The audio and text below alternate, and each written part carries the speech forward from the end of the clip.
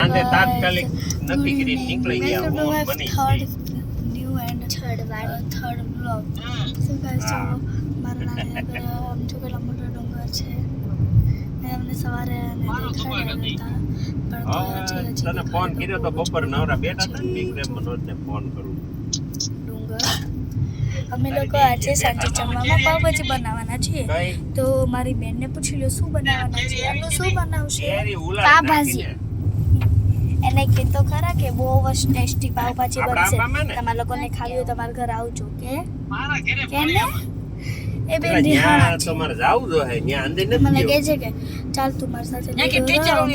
કે ચાલ મારી સાથે લૂડો રમ તું છે ને આવી રીલ્સ બનાય માં તું અમારી સાથે લૂડો રમ પણ હું રમતી મકાનમાં રહેતી જો દાંત કાઢે કાઈ નહીં બોલતી નહીં તો ગાઈસ આમ જો કેટલું મસ્ત આમ જો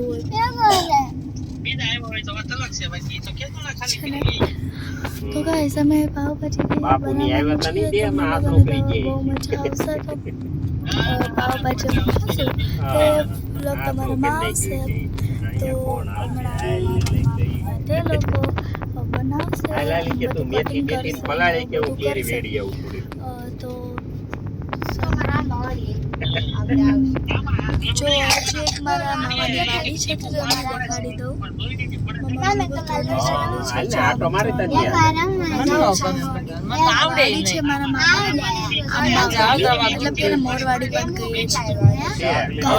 મારા માહી આવડા પહેલા બહુ જ બધા મોર આવતા મારા મામાને મને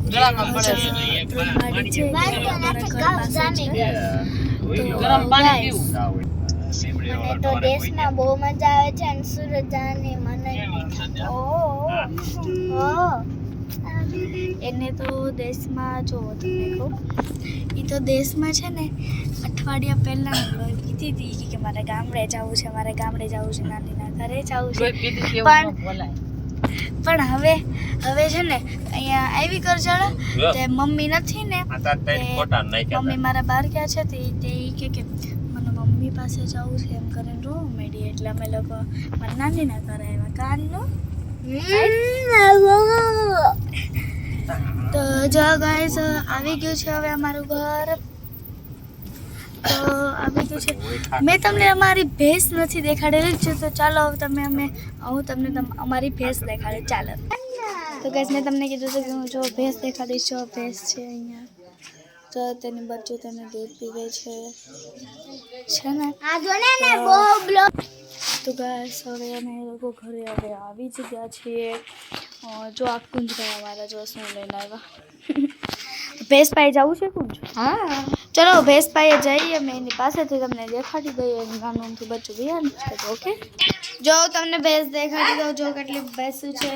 કુલ અમારે લોકોને 2 ભેંસું છે